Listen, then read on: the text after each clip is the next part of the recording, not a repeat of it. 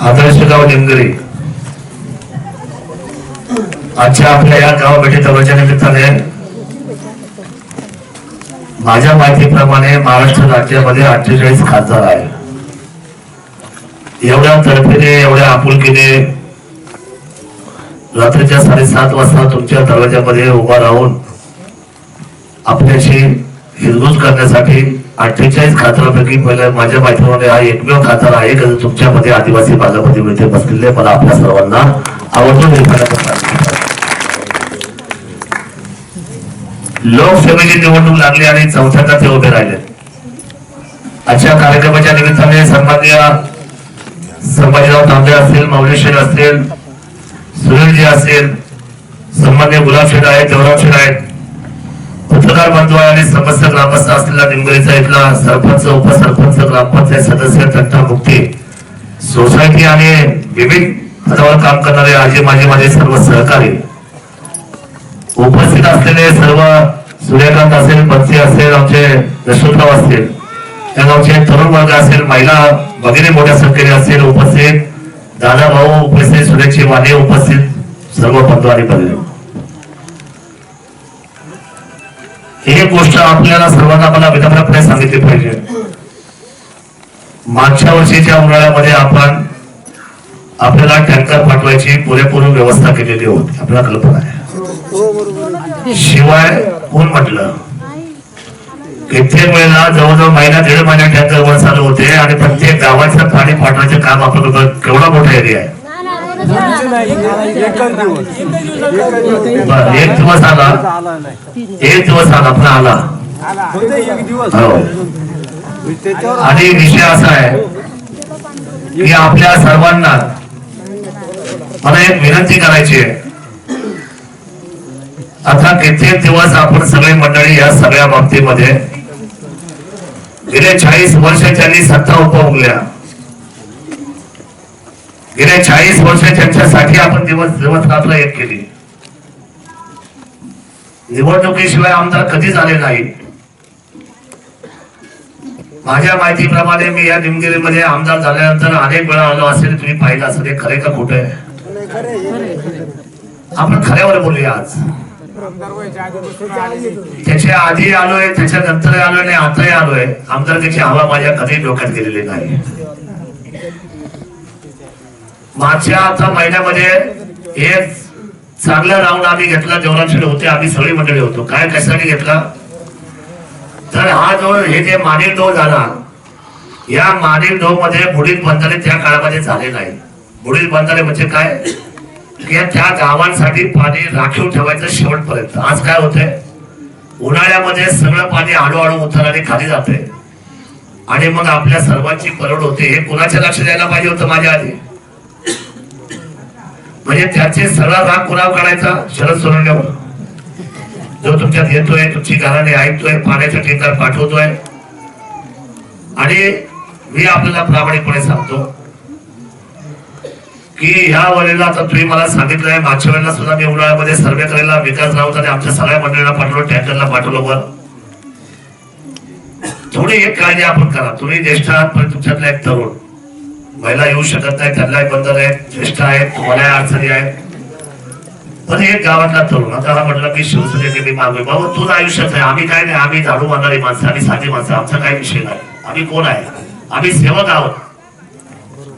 आम्ही जरी ग्रॅज्युएट झालो, डबल ग्रॅज्युएट झालो, आमचं काम आहे तुमच्या सर्वांची सेवा करणं, तुमच्या सर्वांचा सन्मान ठेवणं, तुमचा स्वाभिमान बाळगणं ही आमची जबाबदारी आहे. आम्ही कधी त्याच्यामध्ये फरक नाही केला. पण एक गोष्ट आवर्जून सांगतो, एक माणूस असा त्या ठाण्यामध्ये आमचा तरुण की ज्याला या निमगिरीची सातत्याने आमच्याकडे भूमिका ठेवण्यासाठी तो आला पाहिजे होता. एक तरुण साधा कोणतरी आलं पाहिजे पुढे गावासाठी. कोण येणार? शरद कोण येणार? नाही, सगळे नको आम्हाला. एक माणूस पाहिजे. कारण माझ्याकडे अजूनपर्यंत कोणी आलं नाही. सातत्याने मी येईल. हे आपला खुला आवाज दिलाय. कोणी आलं का माझ्या रायगड पण एकदा तरी एकदा आलं पाहिजे कोणीतरी. आणि एका माणसाने आपल्या खांद्याची खांदा दिला पाहिजे जबाबदारीचा. की दादा मी पाठपुरावा करतो, तुम्हाला मी सांगतो. आता इथून खाली गेल्याचा पहिला व्हिडिओ बोलून गेला किती वाजले तरी, आणि मात्र तुमच्या पाण्याचा प्रश्न सोडल्याशिवाय मात्र आम्ही शांत बसणार हा शब्द काही झालं तरी. हा मुलगा बोलला नंतर छोटा, तो म्हटला थोडीशी पाईपलाईन करून द्या तरी आमचं भागेल. मी सगळ्या शक्यता आता जोडणार आहे तुमच्यासाठी. आणि मला ही सगळी गावं तुम्हाला मी सांगतो ऐका. मला एक तुम्हाला साधा प्रश्न थांबा सुनील माझ्याशी बोलतो. मला आपल्याशी का बोलायचं तुम्हाला कारण सांगतो. तालुका हा पुणे जिल्ह्यातला सगळ्यात मोठा तालुका आहे क्षेत्रफळाने. हा असा तालुका जर मोजला ना किलोमीटरने बाय रोड तर 136 किलोमीटर आहे. किती?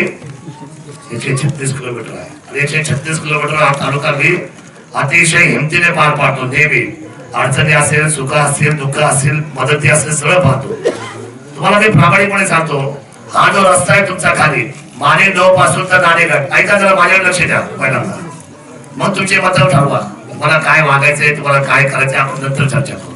हा संवाद आपल्याशी. मानेगाव पासून नाणेघाटच्या रस्त्याची काय अवस्था होती आपल्याला? खड्ड्यात रस्ता होता. कोणी अर्ज करायला आलं होतं आतापर्यंत आमदार झाल्यापासून. पण त्याच्या पुढचं एक सांगतो, मागच्या वेळेची निवडणूक सगळी आपण जातीवर नेली होती. काय आम्हाला दुःख वाटलं का? नाही. मी तो माणूस आहे. शिवाय आम्ही अशी माणसं आहोत, तुम्हाला मी सांगतो, आमची जात म्हणजे आमची माती आणि या मातीतली माणसं ही आमची जात आहे. लक्षात ठेवा. तुमच्यासाठी सांगतो. काही जरी झालं, जोपर्यंत हा पश्चिम आदिवासी सांगा मला केवढा मोठा रस्ता चाललाय, आता चाललाय ना. तुम्ही जावा तिकडून या बरं, आपल्यापासून कसा रस्ता होते बघा. आता जुन्नर पासून आंबोली होते, आता इंगळूर पासून तुमचे नातेवाईक असले इंगळूरला जावा बघा ना कसा रस्ता झालाय. रस्त्याची खाली जावं तळेगावला. इथून तुम्ही आता खड्ड्याच्या वाड्यातून खाली उतरले, तळेगावचा रस्ता कसा झालाय बघून घ्या.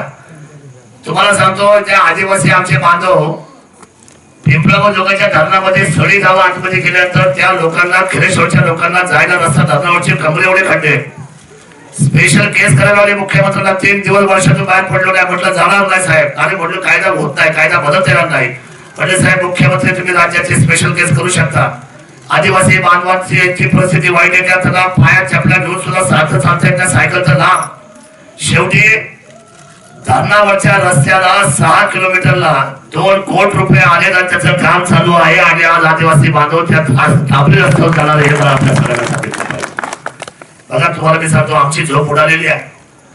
आमदार शरद सोडणे नाही राहिला. शरद सोडणे हा तुमचा झाला, या मातीचा झाला.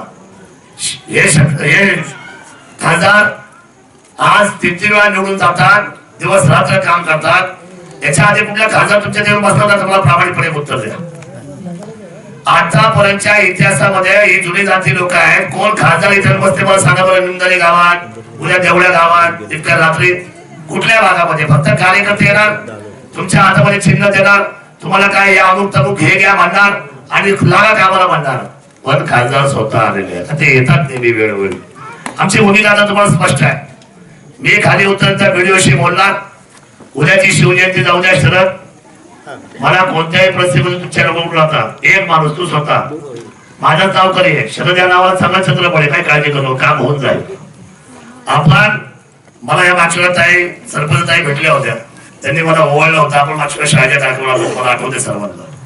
मी आपल्याला सांगतो की या वर्षी उन्हाळा फार कडक आहे, पाण्याचा भरपा आहे, पाण्याची परिस्थिती बिकट आहे. परंतु तुमचा मला तरुण एकच पाहिजे. हे प्रत्येक गावातला एक तरुण पाहिजे आणि त्यांनी फक्त पाण्याच्या बाबतीतच आमच्याशी बोलायचं. बाकी जाऊ दे, बाकीच्या गोष्टी होते, रस्ता बिस्ता आपण नंतर बघू सगळ्या गोष्टी. आता रस्ता तर होतोच आहे, पण पाण्यासाठी तुम्हाला सोय पूर्ण करायचं. तुम्हाला माहिती आहे का, इथे जेवढे काही आता बुडील बंधारे घेतले, हे बुडील बंधारे आता या उन्हाळ्यापासून चालू होतील. मी पहिला आमदार असा आहे की या जुन्नर तालुक्यामध्ये बुडील बंधारे करतो आहे आणि या शासनाने परवानगी आणलेली आहे. 29 कोटी रुपयाच्या बुडील बंधाऱ्याची परवानगी आहे माझ्या हातामध्ये, 29 करोड. आणि तुम्हाला पाणी ठेवलंच पाहिजे, त्याच्याशिवाय. त्याच्यापेक्षा पुढे जाऊन सांगतो तुम्हाला, लवडीचं मी कधी बोलत नाही, माझा तो स्वभाव नाही, त्याच्यासाठी आम्ही कधीच तालुक्यात आलो नाही. एक तुम्हाला प्रामाणिकपणे गोष्ट सांगतो, जोपर्यंत आदिवासी भागातला पश्चिम विभाग विकासाने उंचीवर नेत नाही, तोपर्यंत जुन्नर तालुक्याचा विकास होणार नाही. मला हे आपल्या सर्वांना सांगितलं पाहिजे.